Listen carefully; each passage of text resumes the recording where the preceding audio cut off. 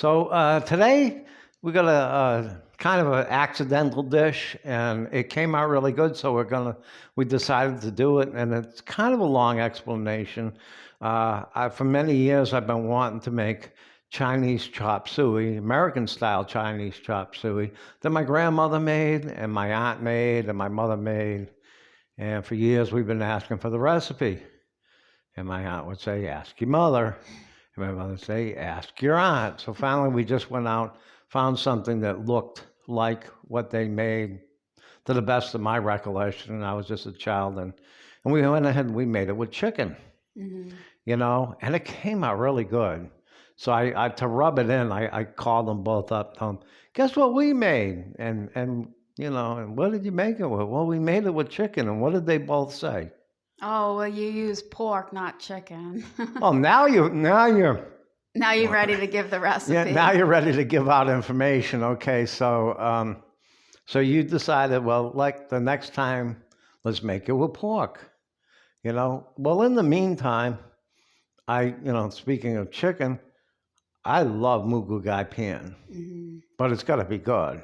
Get good mugu gai pan in New England. Right. Never got good mugu gai pan or any kind of Chinese food down here. Yeah. So we went and looked up a recipe, and we went out and got the ingredients. It was kind of pricey. Yeah, we bought all the fresh vegetables instead of, you wanted to get like the stir fried, the frozen. And I was like, oh no, it'll be better to get fresh. But you were right. Well, and what it was is, there's bamboo sprouts and all of this stuff, different cans of more ingredients, and it just really wasn't that good. So that's why you don't see a video out there on how to make mugu gai pan, Yeah. because We ate it, but I wouldn't make it again. And it wasn't like the mugu from New England. right. So then you went ahead and got a piece of pork. We have lots of pork in the freezer because I buy it big pieces of Boston pork butt, cut it up for apple pie, and we could use it for this too. So you took some out, and we went to the grocery store and forgot to buy the stuff we needed to make chop suey. Right. So I said, well, don't we have a bag of stir fry, Yeah. a big bag of stir fry in the freezer? He said, yeah, we do. Hmm. Okay, well, why don't we just do that? So we used half the bag, and it comes with 2 things of sauce with the pork, and it came out really great. So that's what we're going to do today. Hmm. That's how we got here. And anything else you want to add about the dish as far as how you cook the pork or I anything? just cooked the pork in the crock pot. It was just a piece of we buy the large pork butt and you cut it into pieces for making rapi, and just cooked a small piece in the crock pot on low for about 4 hours, and then turned it to warm for maybe about a half an hour, and kind of seals in the juices. And then when I took it out to cut it up, it was really tender, and just cut it into cubes. And when I made the stir fry, just added that in, and then added the sauce that came with it. So I really can't take too much credit for this being a Right. homemade dish, but it came out good other than adding the pork to it. And you Right. really liked it. You're asking for it again. Oh So yes, definitely want more of that. And the thing of it is, again, it's inexpensive. The bag of stir fry was $7. The piece of pork's probably 3. We're going to get 2 dinners out of that for a serving, so $2.50 each. You can't beat it. yeah. All right, and then after that, we got another one coming up on a new way to coat chicken, the process, and that was wonderful. You like those Oh, that chicken was tenders. so good. I mean, it's good that, as I'm getting older, it's tougher to chew things. The meat's getting tender.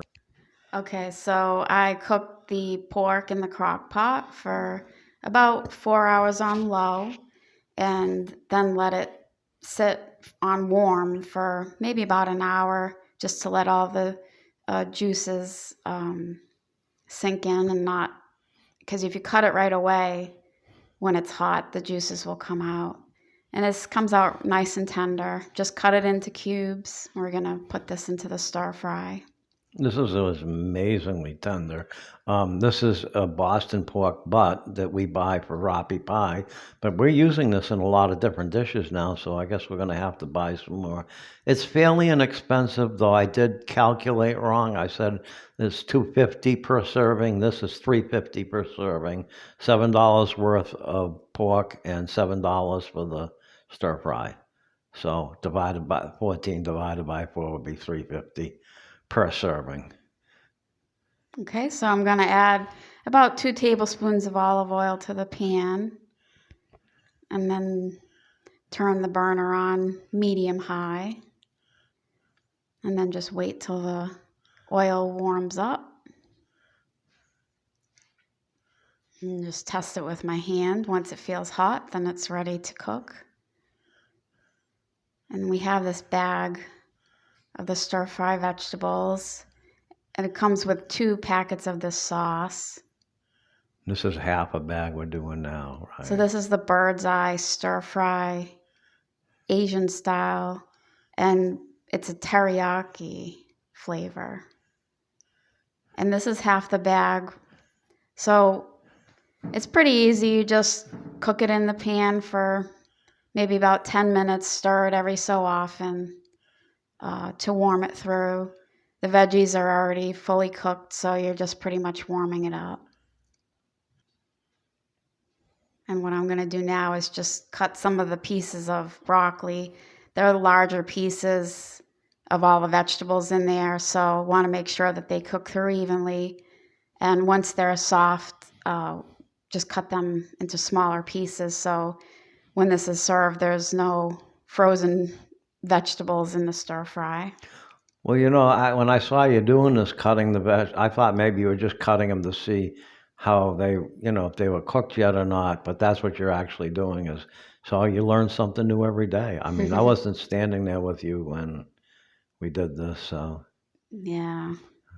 But thanks for the explanation. And you used the lid from the sauce pot. Yeah, I don't have a lid for this pan, so I just used the lid I had just to cover it. And so this is the packet of the sauce that comes with it. It's still kind of frozen, but it's soft enough that you can get it out of the pack fine. And so just cut that open, and we're going to add that to the pan. Now, if you make it and you find that this isn't enough sauce for you, you want it more saucy, you can go to our recipe for making the sauce for chicken, sweet and sour chicken, and make that and supplement with that. Yeah, sweet and sour sauce. So this cooks down pretty easily. It's somewhat frozen, but in the hot frying pan, just kind of cook it till it starts getting softer, and then I added the pork in, and then just coat everything evenly. Just kind of mix it around so everything's coated. And this is kind of meaty compared to something you might get from the restaurant. It's probably almost 50% pork, but it's cheap and it's good. Well, it's filling too, Yeah. much more filling than Yeah. if you just eat just the vegetables. Now we're going to cover this for maybe about 5 more minutes, and every so often just mix it up. So total probably cook maybe 12 to 15 minutes.